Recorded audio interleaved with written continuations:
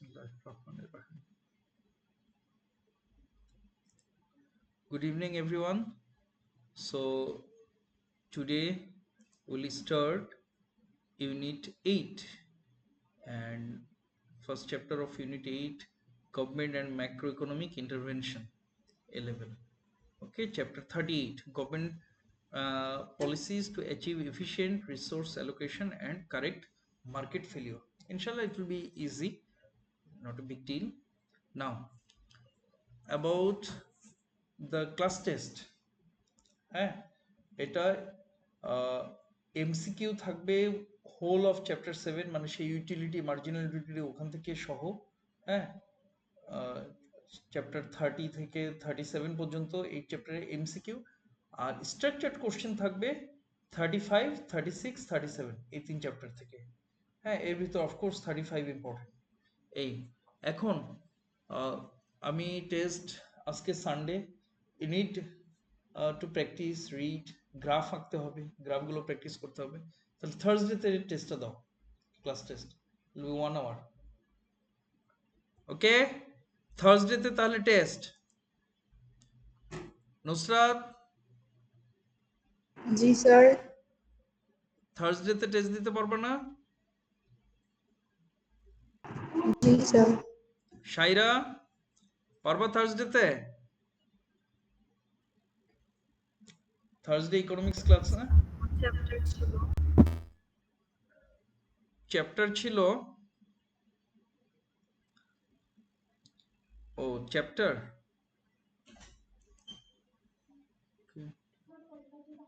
না আমার ফোনে ইম্পর্টেন্ট কাজ, অফিসিয়াল কল, কিন্তু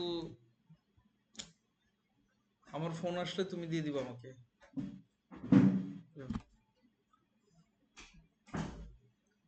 হ্যাঁ, কোন চ্যাপ্টার? ইউনিট 4 শায়রা। আচ্ছা যাই, আবার দেখাই তোমাদেরকে।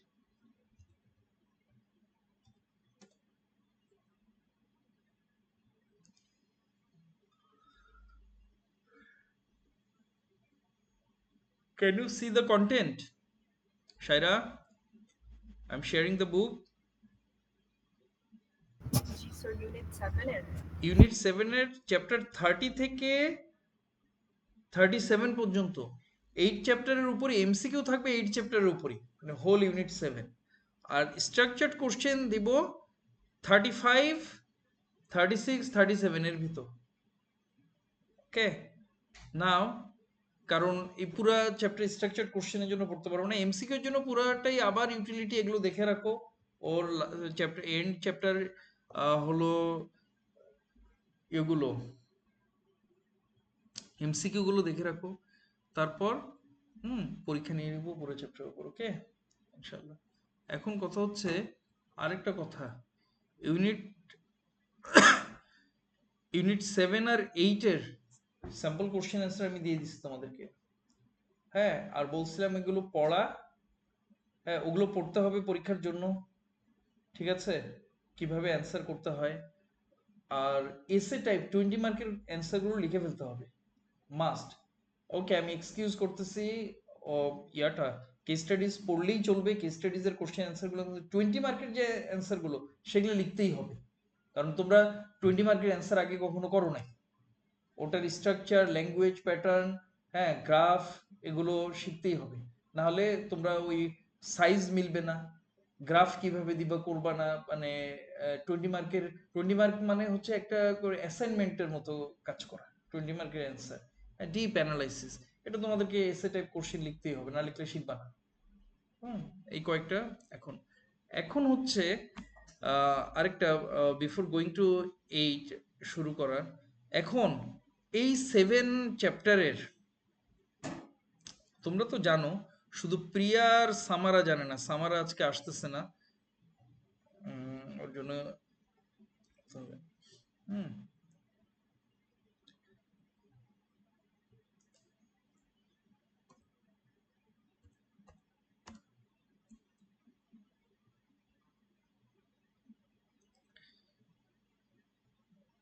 তাসফিয়া, সামারা না, প্রিয়া, জি sir. Can you see this data response question? Yes, sir. End of unit 7.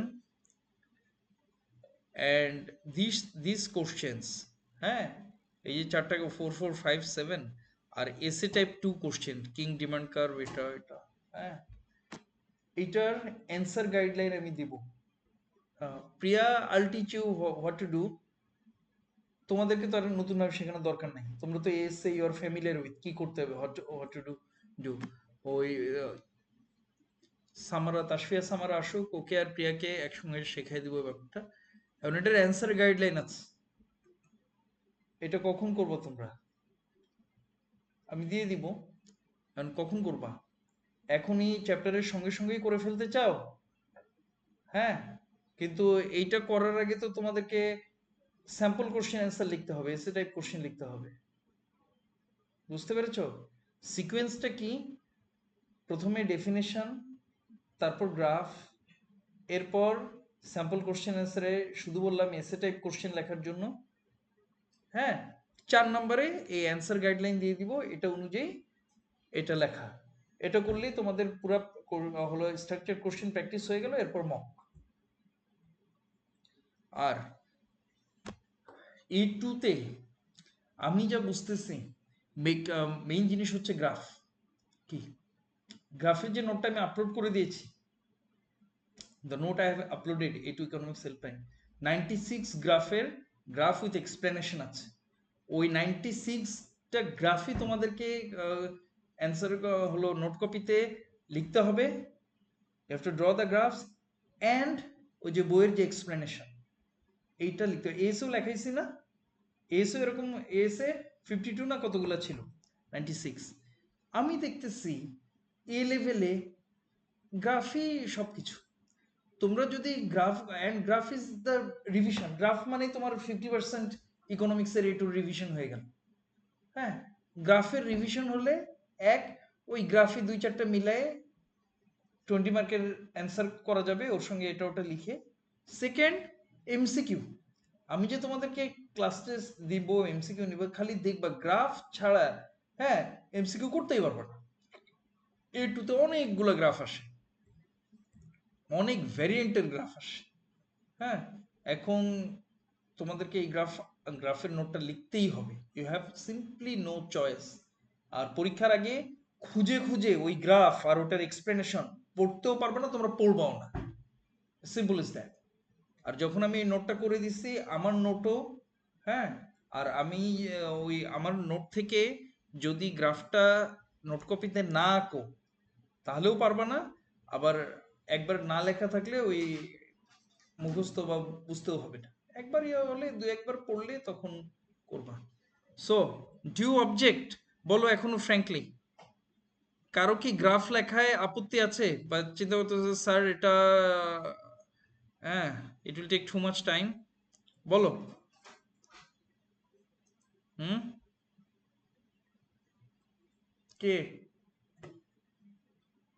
Sir, graphic তো main না। গ্রাফই তো মেইন। আমি নুসরাত, A2 তে এত ইম্পর্টেন্ট, আমি যে দেখলাম, এটা আমি আর কি বলবো, তোমরা নেক্সট টেস্টটা দিবা তখনই বুঝতে পারবে, টেস্ট দিলেই বুঝতে পারবা গ্রাফ কত ইম্পর্টেন্ট। A2 মানে A2 ইকোনমিক্স মানে হচ্ছে গ্রাফ। হ্যাঁ, ওই 96 গ্রাফই যদি খালি কমান্ড অ্যান্ড কন্ট্রোল নিয়ে যাও, যে গ্রাফগুলো আমি মোটামুটি জানি, ইয়ে করতে পারবো, এক্সপ্লেন করতে পারবো, হ্যাঁ, তাহলে দেখবা ওই শুধু গ্রাফ করার কারণেই অ্যান্সার কিভাবে কিভাবে করে ফেলতে পারছো। গ্রাফ না জানলে অ্যান্সার একদম 20 মার্কের অ্যান্সারে গ্রাফ দিবা না, হ্যাঁ, 10-এর বেশি মার্ক পাবাই না, 10-এর বেশি মার্ক পাবাই না।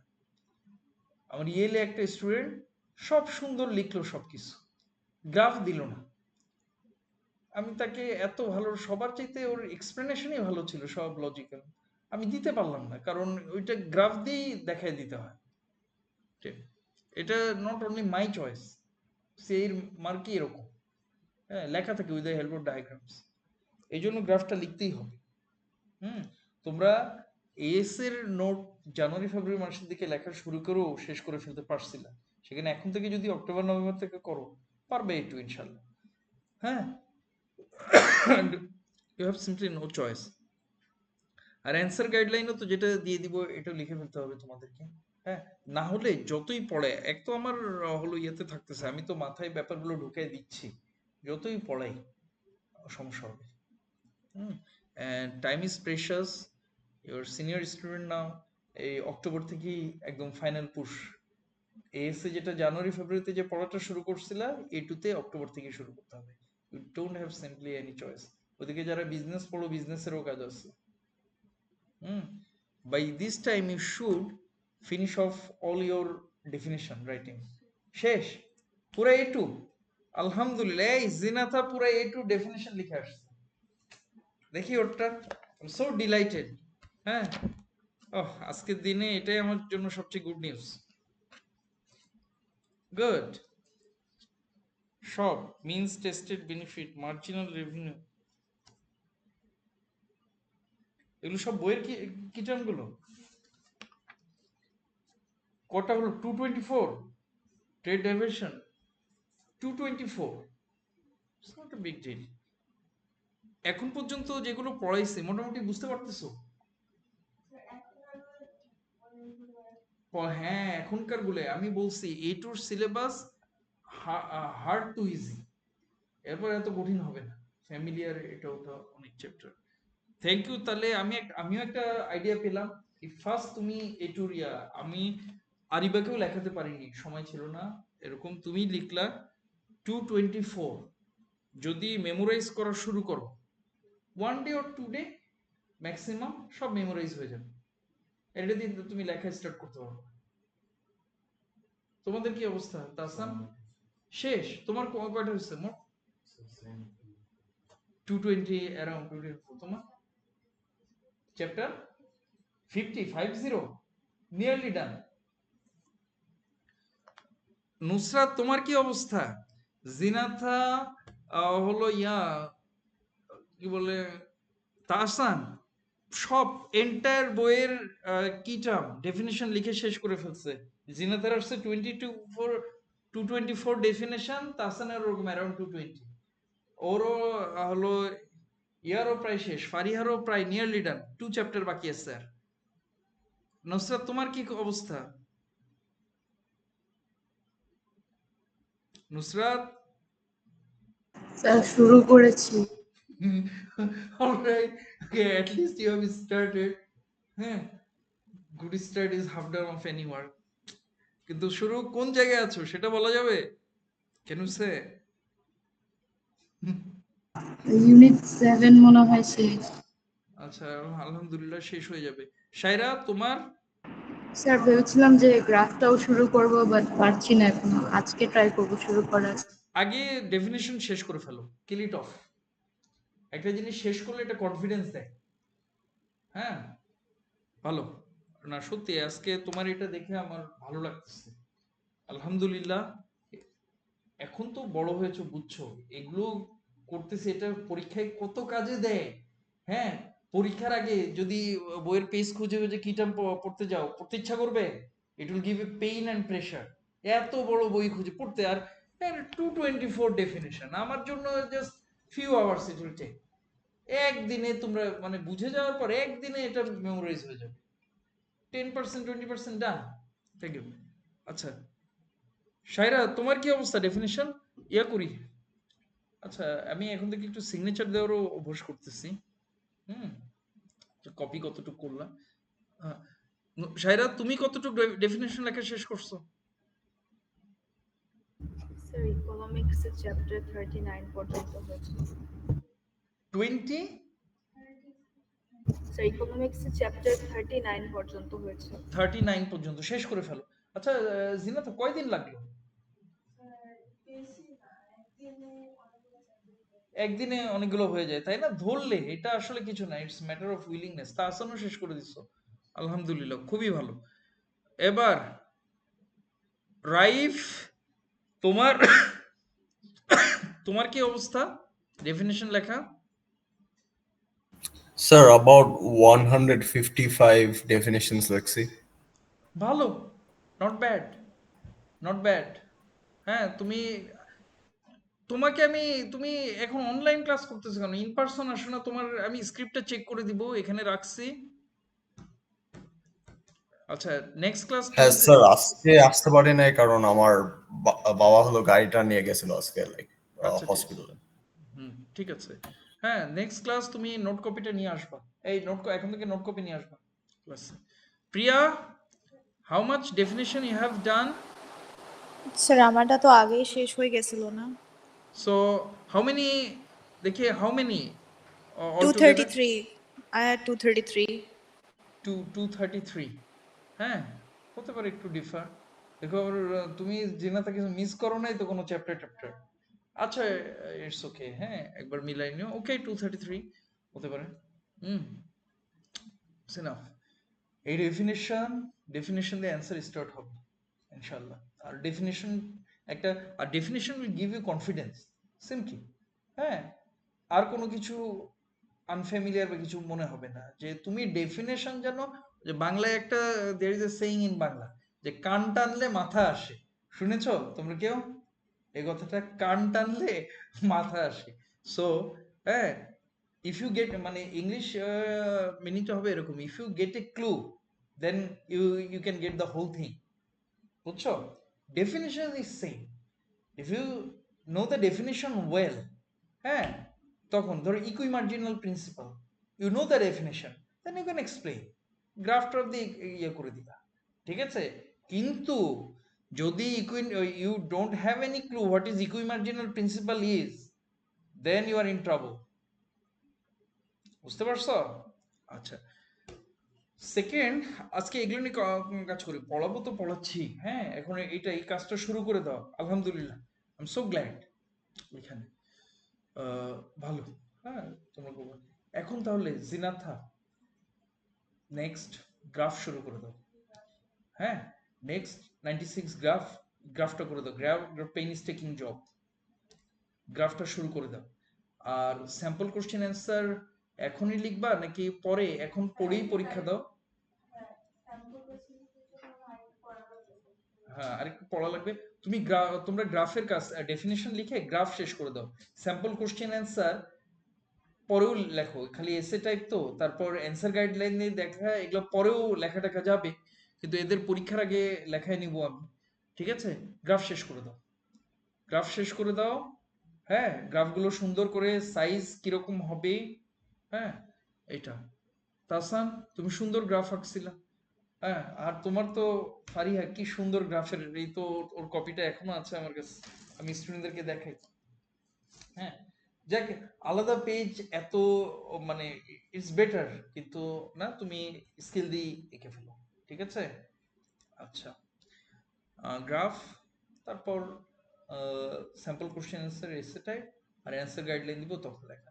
তাহলে এবারের পরীক্ষাটা, হ্যাঁ, স্যাম্পল কোশ্চেন অ্যান্সার 7 ইউনিটের পড়েই দাও।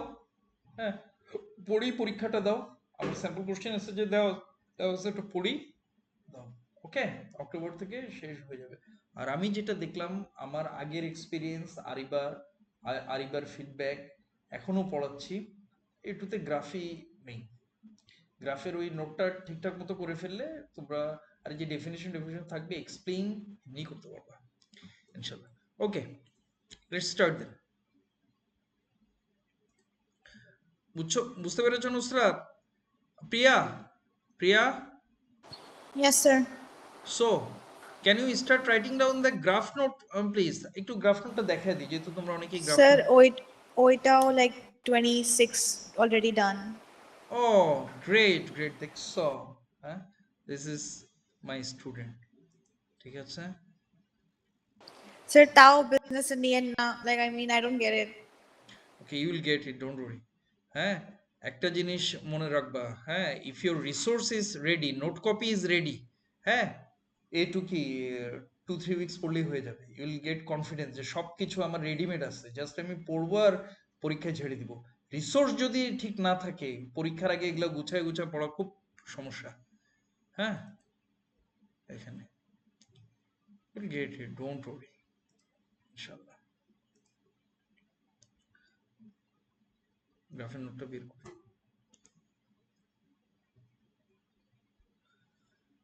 সো এ লেভেল এই টেবিলগুলো লিখবা, যে টেবিলগুলো আছে টেবিলগুলো লিখে ফেলবা, কারণ টেবিলগুলো খুব ইম্পর্টেন্ট বোঝার জন্য। আর আমি যেভাবে করছি কেটে কেটে কেটে কেটে, হ্যাঁ, এখন আমারই মানে মাঝে মাঝে তোমাদের নোট টোট ইয়া করে আমারই মনে হয় আমি কিভাবে করলাম এগুলো, হ্যাঁ, বই থেকে খুঁজে বের করে এখানে একটু। আর হ্যাঁ, তোমাদের এক্সপ্লেনেশন এক জায়গায় থাকে, গ্রাফ আরেক জায়গায় থাকে, দেখছো না বইয়ে?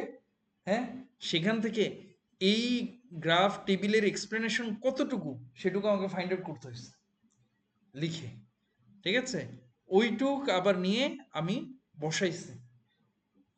ওকে, থ্যাঙ্কস টু ইয়েলে আমার প্রেশার কম। মার্চ এপ্রিল মে থেকে কোনো ক্লাসই ছিল না। আমি তো শুধু এ লেভেল নেই, হ্যাঁ, এরা হলো জাস্ট স্কুলে পড়াশোনা করে দিয়ে চলে গেছে, পরীক্ষার প্রিপারেশন নিচ্ছে, তখন বসে বসে বসে সে এসব কাজ করতে পারছে ইনশাআল্লাহ। এই যে এই গ্রাফগুলো, হ্যাঁ, আর লিখে ফেলবা, লিখলেই পড়া হয়ে যাবে। এবং আমি যে দেখতাম এই গ্রাফ, তোমরা যদি পরীক্ষার আগে ডেফিনেশন তো মেমোরিজ থাকবে, গ্রাফগুলোই দেখে যাও, একদম দেখবা 50% কনফিডেন্স চলে আসছে, হলে স্ট্রাকচার অ্যান্সার করতে পারো। Not only structure question, MCQ, হ্যাঁ। যে স্টুডেন্ট গ্রাফ ভয় পায়, গ্রাফ পারে না, হ্যাঁ, তাদের economics drop, A2 economics drop দেওয়া উচিত, দে শুড। এইরকম জিনিস তোমরাও দেখতে পাচ্ছ।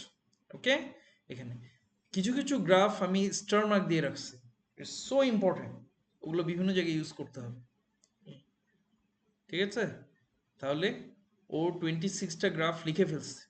গ্রাফের সাইজ কতটুকু হবে জানো? এইটুক বড়, হ্যাঁ। গ্রাফ করে আলহামদুলিল্লাহ, and there can be some mistake. আমার এটা যদি দেখো একটু উল্টাপাল্টা লাগতেছে, try to look at this in book, হ্যাঁ, এইটা গ্রাফগুলোর তো নাম্বারও আছে, হ্যাঁ, দেখো গ্রাফ 32.6 মানে চ্যাপ্টার 32-র 6 নাম্বার গ্রাফ, নাম্বার 6 গ্রাফ, ওখানে দেখে নিবা, হ্যাঁ।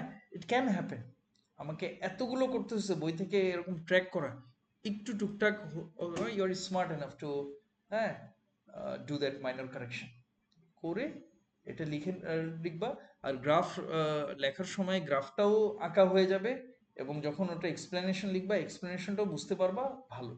আর নুসরাত, নুসরাত, জি sir. what do you think? A-level economics book, don't you think it's comparatively better, written in a better form than O-level economics? Yes sir. তাই না? আমি তো ও লেভেলে বই পড়াতাম না তোমাদেরকে, রাখি আমার নোট পড়াতাম। এই জন্য এ লেভেলে যেহেতু বইটাই ভালো করে আছে, এই জন্য আমি এক্সট্রা টকনোট করি না, হ্যাঁ। ডকনোট করে ইউজলেস হবে, ঠিক আছে? এইখানে আমি তো চ্যাপ্টারগুলো পড়তেছি, ওই ধরো গ্রাফগুলোই হচ্ছে গ্রাফগুলোই করলেই প্রত্যেকটা চ্যাপ্টার ক্লিয়ার হয়ে যাবে। আর তারপর তো ওই স্যাম্পল কোশ্চেন আনসার এগুলো লেখা হবে, এটা ব্যাস। কয়টা অ্যান্সার করতে হয়? 2টা 20 মার্কের অ্যান্সার করতে হবে, আর কেস স্টাডি যে 4 to 5 অ্যান্সার করতে হবে। তো এত বড় সিলেবাসের ভিতর গ্রাফটা এগুলো করে এতগুলো স্যাম্পল কোশ্চেন অ্যান্সার দিচ্ছি, তোমার কি মনে হয় এর বাইরে কি আসবে? ঠিক আছে, এএসও আমরা করি না। ওকে, you can make it inshallah. So today we'll start chapter 38, government policies to correct negative and positive externalities. ওই যে একটা চ্যাপ্টারে গুলো না, এক্সটার্নাল কজ বেনিফিট এগুলো সব শেখালাম, ডেড ওয়েট ওয়েলফেয়ার লস, হ্যাঁ, এইটা। এখন how government can correct those, this chapter is very much related to that chapter, so you can get it easily inshallah. Priya, read out in principle. In principle, the free market mechanism should produce the best allocation of resources. The reality is that increasingly this is not so. Consequently, the market mechanism needs to be supported by many forms of government intervention in order to correct its failings. Okay. Hmm. So, what are the tools for government to correct market failure? Specific and ad valorem indirect tax. আমি একটু বুঝিয়ে দিব, আচ্ছা এখনই বুঝি ad valorem indirect tax. What do you understand by ad valorem tax? Priya, any clue? জি sir. Yes, ad valorem tax. Sir, ad valorem tax হলো I guess like যেটা গুডস এর উপর দেয়। Close, কিন্তু ওটা তো VAT হয়ে গেল. There is a D difference VAT D and ad valorem. Demerit goods এর উপর যেটা ট্যাক্স থাকে আই গেস দ্যাট। না সেভাবে বলা যায় না. Ad valorem, Latin word. হ্যাঁ, I think that means according to value. Value. যেরকম হুম I want to sell the property. হ্যাঁ, প্রপার্টির যে ভ্যালুয়েশন, হ্যাঁ ভ্যালুয়েশন, তার 10% একটা ট্যাক্স গভর্নমেন্ট বসায় দিল, ওটার যে ভ্যালু। হ্যাঁ, এখন প্রপার্টি আমি যে দামে কিনছি এই ফ্ল্যাটটা, এটার তো দাম অবশ্যই বাড়ছে। হ্যাঁ, এই ফ্ল্যাটটা এই কত 2-2.5 বছর হলো ফ্ল্যাটের দাম ডাবলের উপর উঠে গেছে, আলহামদুলিল্লাহ। হ্যাঁ, এখন সামনে রোডটা ইউজ করো না তোমরা? হ্যাঁ, okay, what an achievement for us. আমরা ইউনিটি ইজ স্ট্রেংথ, আমরা সবাই চাঁদা তুলি, আর প্রিয়াঙ্কা সিটি দিয়েছে কিছু, ওখানে আমরা করে যে এত গভর্নমেন্টের জন্য আমরা টাকা দিয়ে রোড বানাই দিলাম, এখন আদার্স আর ফলোইং আস। ঠিক আছে, তো প্রপার্টির যে ভ্যালুয়েশন এখন যদি বিক্রি করতে চাই, এখনকার যে ভ্যালুয়েশন সেটার উপর গভর্নমেন্ট একটা 10% 20% একটা ট্যাক্স কেটে রাখলো, এটা হচ্ছে ad valorem tax according to value. হ্যাঁ, অ্যাকর্ডিং টু ভ্যালু, ল্যান্ড, তারপর ফ্ল্যাট, এগুলো আবার কিছু কিছু জিনিস ভ্যালুয়েশন কমেও যায়, capital good need to be depreciated. হ্যাঁ, ধরো এই ল্যাপটপ বিক্রি করতে গেলাম, এখনকার ভ্যালু তো আর অত নাই, তো সেখানে এখনকার যে ভ্যালু সেই অনুযায়ী একটা ট্যাক্স বসায় রাখবে, এটাকেই বলা হয় ad valorem tax. Okay, according to value tax বসে। ওকে, এটা হচ্ছে ভ্যালু। আবার আরেক ধরনের ইনডাইরেক্ট ট্যাক্স আছে according to volume production, unit হিসেবে যত ইউনিট তুমি সেল করতেছো ওটার দাম টাম যতই থাকুক, হ্যাঁ সেটা আরেকটা, এটার একটা ফর্ম হচ্ছে জেনারেল সেলস ট্যাক্স হয়। কিরকম? সিগারেটের উপর যে ট্যাক্সটা গভর্নমেন্ট বসায় বাংলাদেশে, হ্যাঁ, last year they have earn 38,000, more than 38,000 crore, 38,000 কোটি টাকার বেশি ট্যাক্স গভর্নমেন্ট পাইছে শুধু সিগারেট থেকে, সিগারেট কোম্পানিগুলোর কাছ থেকে। Can you imagine? হ্যাঁ, আই ডোন্ট স্মোক, আমি তো সিগারেটের এখনো দামও জানি, স্টুডেন্টের কাছে শুনলাম। হ্যাঁ, তো বললো একটা সিগারেটের দাম নাকি 16 টাকা 18 টাকা, তো বললাম তার ভিতর 5-6 টাকা অরিজিনাল প্রাইস আর 10-12 টাকা তুমি ট্যাক্স দাও। তো সিগারেটের উপর গভর্নমেন্ট কিভাবে ট্যাক্স দেয়, এই যে যারা বেনসন হেজেসের প্যাকেটগুলো বিক্রি করে না, হ্যাঁ, ওই আমার আব্বা যখন খেত তখন আমি দেখতাম, তারপর তার দেখা দেখি নাই। ওইখানে একটা এরকম রিবনের মতো একটা সুতার মতো থাকে সোনালি রং, golden colour, have you noticed? আমার মনে পড়তেছে। হ্যাঁ, তো বাই ল হলো ওই ইয়াটা রিবনটা দিয়ে তোমার সিগারেট বিক্রি করতে হবে, that ribbon is sold by government. হ্যাঁ, যে একটা রিবনের দাম ধরো 100 টাকা, হ্যাঁ, বা 200 টাকা, 200 টাকা। হ্যাঁ, ধরো ব্রিটিশ আমেরিকান টোবাকো, বেনসন যে হেজেস এর প্যাকেটগুলো বিক্রি করে হলো ব্রিটিশ আমেরিকান টোবাকো কোম্পানি বাংলাদেশে, হ্যাঁ, খুব রিনাউন্ড কোম্পানি। তো তা they have to say they have to sell 1 million packet of cigarette, they have to buy 1 million of ribbon from government, those ribbon from government, 1 million packet ribbon কিনে আনবে, each 200 টাকা। হ্যাঁ, 200 টাকা, with that ribbon they have to sell the cigarette packet, that means, and they're charging price from the customers, and cigarette of course in a price good with inelastic demand, ওখানে করলো, যখনই দিল, হ্যাঁ, ওই ribbon থেকে, actually that is tax, the ribbon they are getting from government, buying from government, it's a kind of tax. So whatever the price of the cigarette is, whatever like price or value, government doesn't care. Here, according to volume, per packet cigarette, per packet is 20 cigarette থাকে, government will charge 200 টাকা per packet cigarette.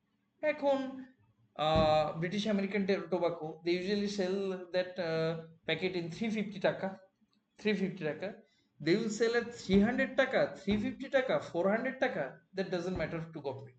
Each packet 200 টাকা you will pay. That is general sales tax. But ad valorem tax, if it is not ad valorem tax, ad valorem tax will be, say for example, 20%. That if you are selling or 50%, if you are selling the cigarette packet at 300 taka per packet, so 50%, 150 taka you have to pay to government. If you are selling it at 400 taka price, you have to pay 200 taka to government, 50% according to value. And that is ad valorem. On the other hand, GST, general sales tax, according to quantity, not value. Whatever price you charge, that is your business. We according to quantity. ঠিক আছে? Priya, is it clear? Difference between ad valorem and general sales tax? Yes, sir. বুঝছি। 15 minutes. So general sales tax, specific amount per quantity. হ্যাঁ, সাধারণত usually এখন এটাকে এত generalise বলতে পারি না কেন, এক এক দেশে এক এক ধরনের ট্যাক্স সিস্টেম। কোথাও ভিএটি আর জিএসটি কে একই মনে করে।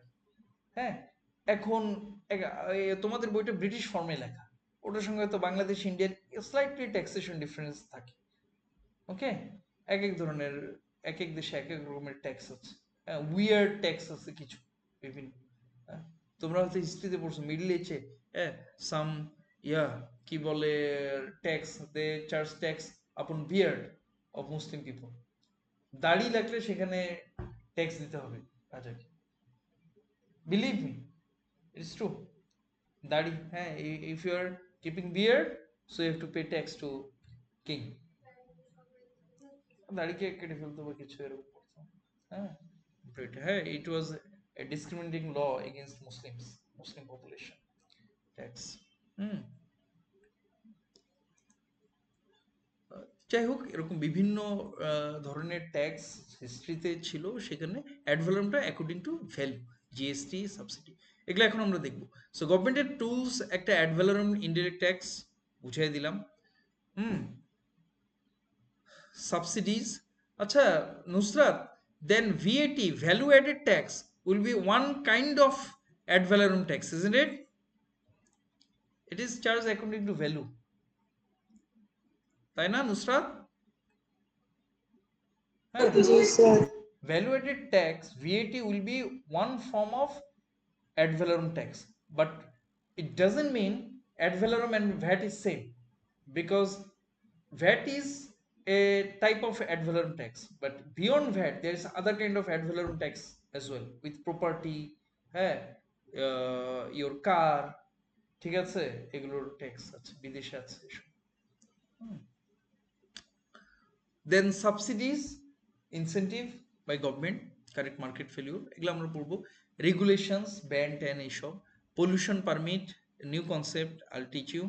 Property rights, new concept. Provision of information. Yes. Now, first, এখন I'll go quick. Negative production externalities.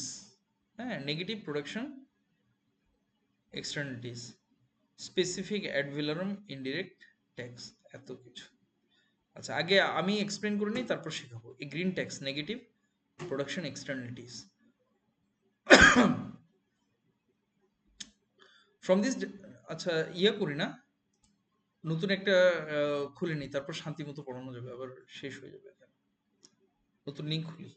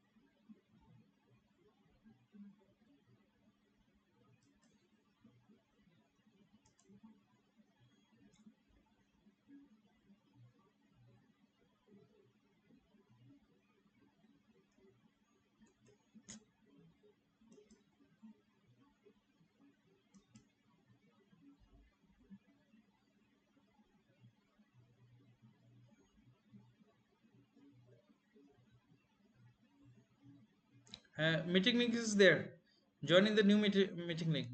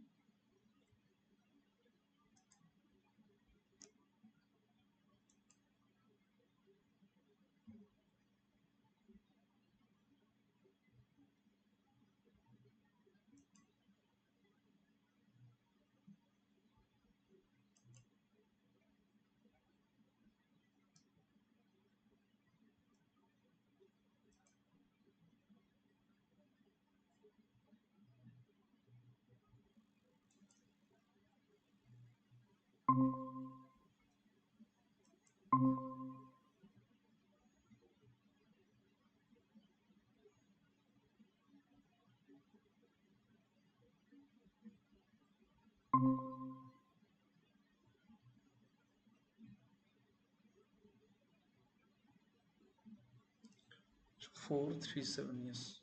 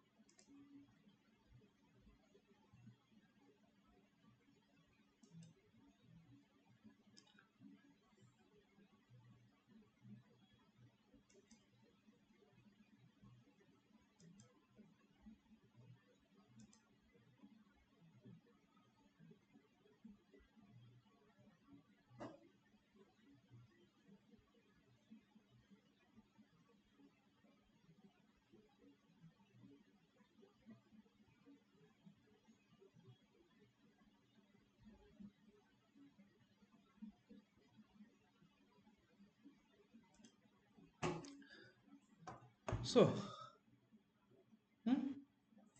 say for example, negative production. Can you see the book again? A link. Yes, sir. It is. Say for example, demand and supply curve of bricks. ইট, যে ইট দিয়ে আমরা building বানাই, হ্যাঁ, the bricks. Y axis is a cost and benefits, and X axis is a quantity. Okay, so that is the MPC curve, marginal private cost curve. And we have learned before that actually in economics, most of the case, marginal private cost curve replicates the supply curve. কেন ওগুলো আগে আমি explain করে আসছি, এখন শুধু মনে রাখো marginal private cost curve replicates the supply curve, আর MPB marginal private benefit curve replicates the demand curve. মানে মার্জিনাল প্রাইভেট মানে বেনিফিট মানে কি, মার্জিনাল ইউটিলিটি কার্ভ না, হ্যাঁ, বেনিফিট মানে কি ইউটিলিটি, হ্যাঁ, ওকে। হিয়ার এমএসসি রাইফ, জি right? Sir. Here you can see the marginal social cost curve is greater than, I mean higher position than marginal private cost curve. What does it mean? G sir. What do you understand? Why it is so? What do you So understand by it's this? because marginal social cost also has external cost in it. Very good, very good. দেখছো ও ধরে ফেলো, thank you Raif, because of the existence of external cost. So marginal social cost is higher than marginal private cost. And কি, হ্যাঁ, washroom যাও, এটা এটা ইয়ে করে যাও, আরে আমার ইয়ে কিন্তু এয়ার ফ্রেশনার শেষ হয়ে গেছে। ওকে, দ্যাটস নাও জিনাথা, tell me, marginal private benefit equal to marginal social benefit. What does it mean then?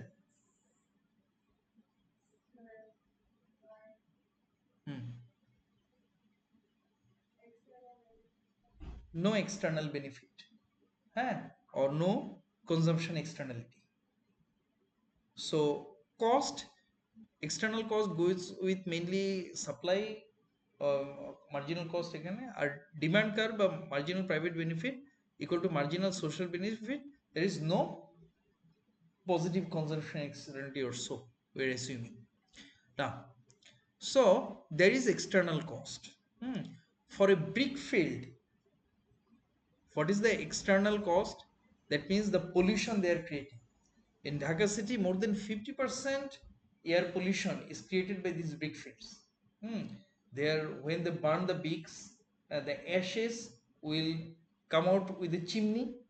যারা ঢাকায় যখন প্লেন ল্যান্ড করে, যারা প্লেনে যাওয়া আসা করছো ঢাকায়, দেখবা এই চিমনিগুলো আসলে এখানে ছোট ছোট ছোট ছোট এই যে নলের মতো দেখা যায়। হ্যাঁ, এগুলো আসলে সবগুলো ব্রিক ফিল্ডের চিমনি। এইটা ঢাকার পাশে, okay, those particles, burn from coal or woods, that mix with Dhaka air, আর ওটার জন্য কাশি। এই যে আমার কনফিডেন্ট আছে, আমার কাশি শুনছো তোমরা, এই ওষুধ খেতে খেতে, এত বড় ওষুধ 200 ml 2-3 দিনে শেষ হয়ে গেল, তাও কাশি কমবে না। কতগুলো কাশির ওষুধ খাচ্ছি। এটার one of the reason pollution. So external cost is there. Now, so socially optimum output will be where MSC is intersecting with MSB, marginal social benefit, that is point Y or Q1 quantity. But market quantity, they are producing, private enterprises, they won't count the external cost, will they? কাউন্টই করবে না। তারপর আমরা দেখবো external cost count করাই কঠিন। So they will produce at Q. So over production,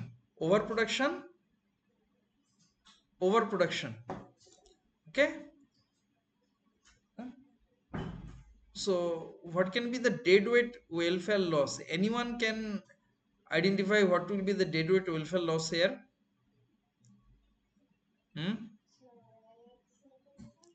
YXZ কি হবে? তাই আমারও ডেডওয়েট ওয়েলফেয়ার লস নিয়ে সমস্যা হয়। ঠিক আছে, আমি ডেডওয়েট ওয়েলফেয়ার লসের কোনো আরো রিসার্চ করে একটা ক্লু বের করব। আসলে না, আমি স্কুলে যখন করাচ্ছিলাম, এখানে সমস্যা ছিল। Anyone can tell what will be the deadweight welfare loss then for over production? Sir, the triangle YXZ. কোনটা? YXZ?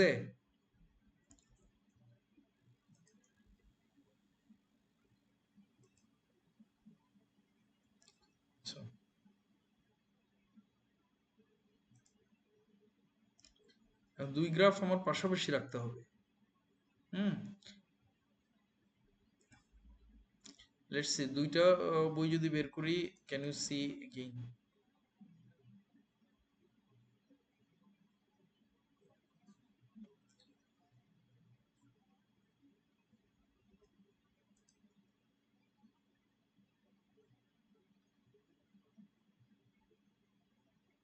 আমার মনে হচ্ছে এইটা হবে, এই জিনিসটা হবে হলো deadweight welfare loss. Let's see, am I right or not? Just ওরে খোদা, এত দেরি হয়।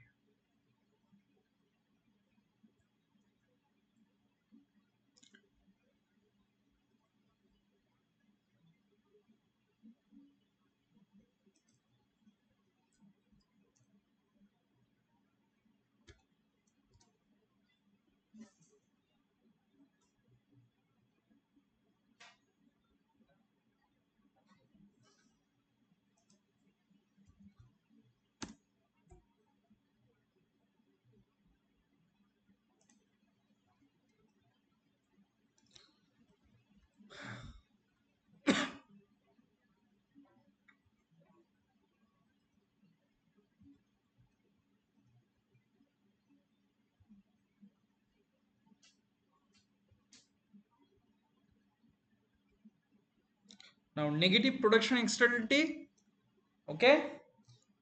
Can you see optimum quantity should be Q, market quantity Q1. So deadweight welfare loss is this triangle, Can you see হলো এখন figure 33.5 negative production externality? Can you see that in online?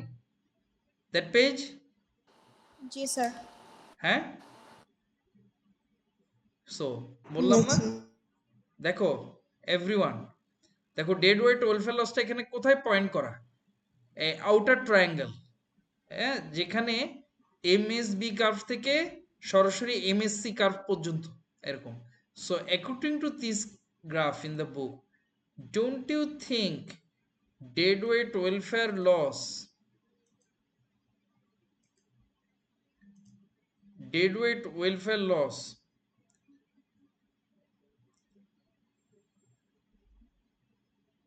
will be this one? K, Priya?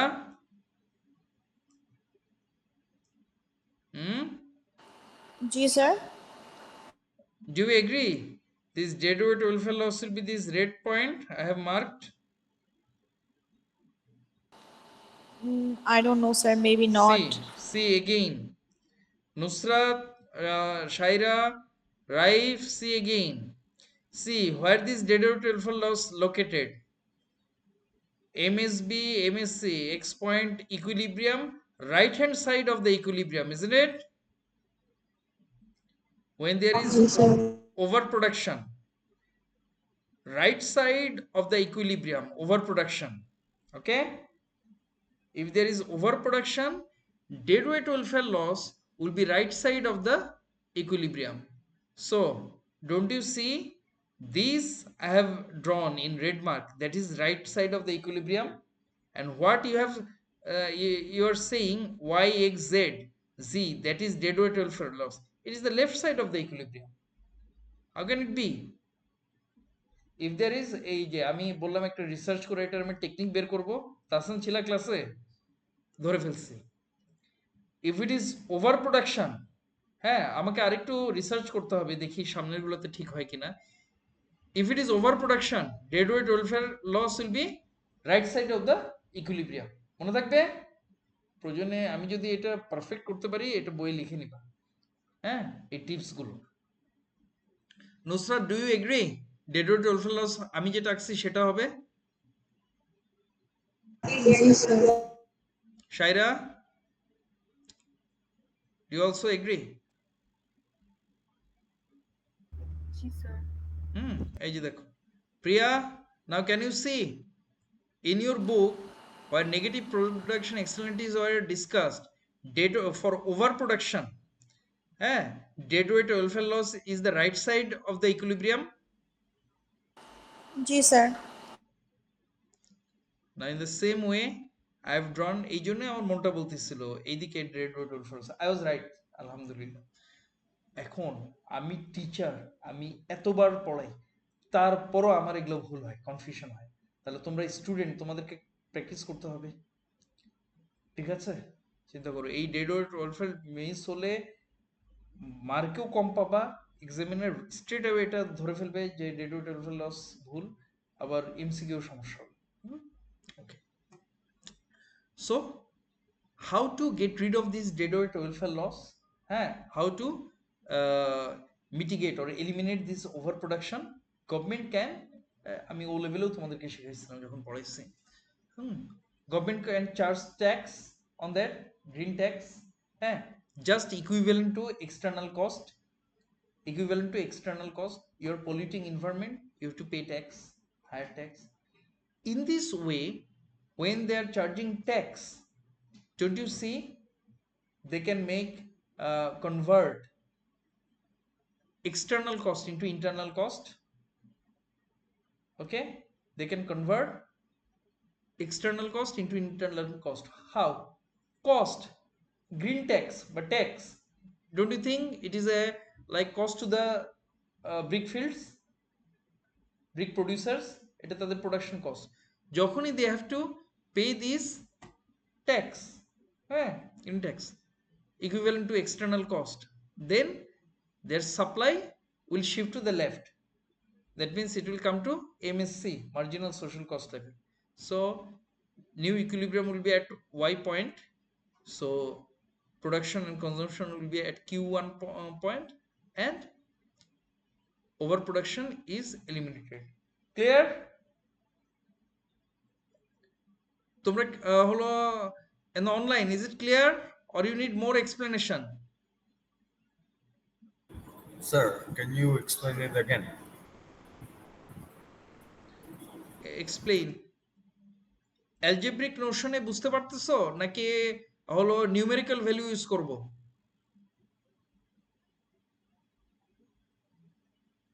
হুম, বোঝো না government এটি কিভাবে charge করতে পারে? আচ্ছা শিখি, it will take time but it's okay. ধরো হ্যাঁ, মার্কেট প্রাইস পার ব্রিক, প্রত্যেকটা ইটের দাম, হ্যাঁ,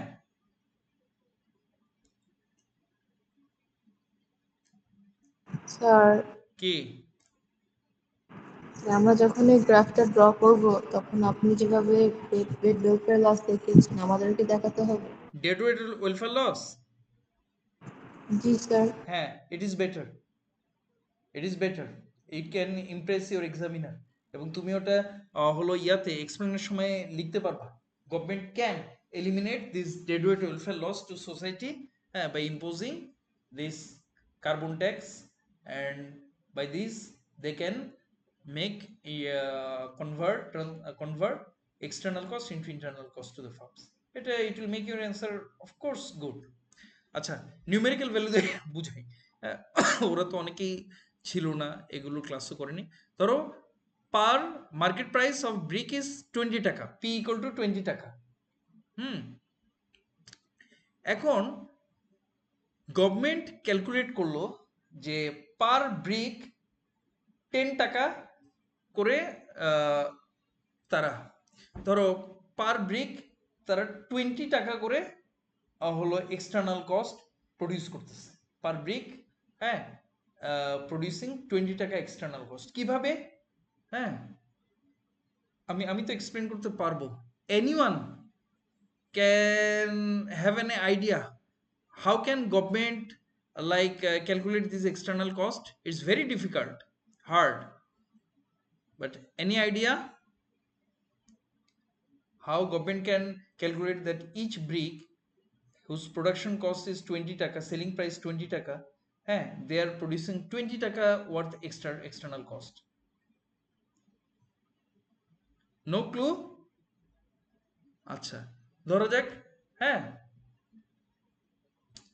গভর্নমেন্ট হিসাব করলো যে ঢাকা সিটিতে এই ফর পলিউশন কতগুলো পেশেন্ট, হ্যাঁ, অ্যাজমা হলো ইয়াতে ভোগে, হ্যাঁ, অ্যাজমাটিক প্রবলেম, কাশি টাশি এসব ইয়া করে, হ্যাঁ, দেন ঢাকায় কতগুলো ইনহেলার বিক্রি হয়, ফার্মাসিউটিক্যাল কোম্পানির কাছ থেকে এই ডেটা পাওয়া যায় না, ঢাকায় কতগুলো ইনহেলার বিক্রি হয় যারা ইনহেলার নেয়।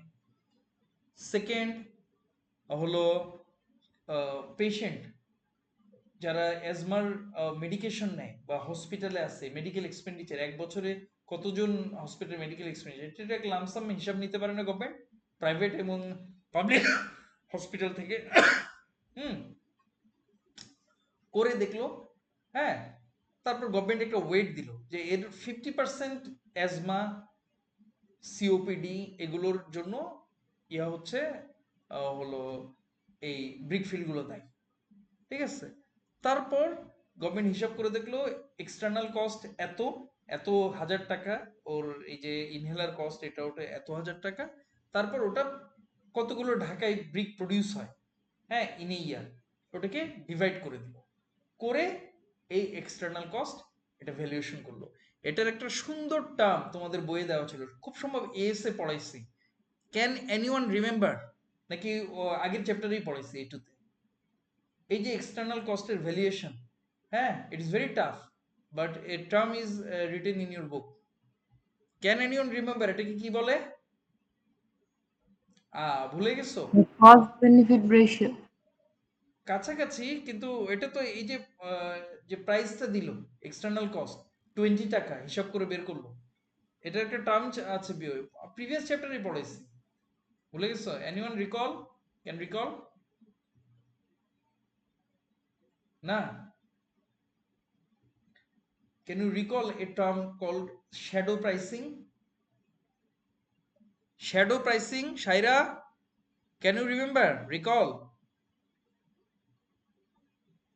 শ্যাডো প্রাইসিং, সাইরা আছো? স্যার শুনতে পাচ্ছেন? হ্যাঁ শুনতে পাই। শ্যাডো প্রাইসিং মনে আছে?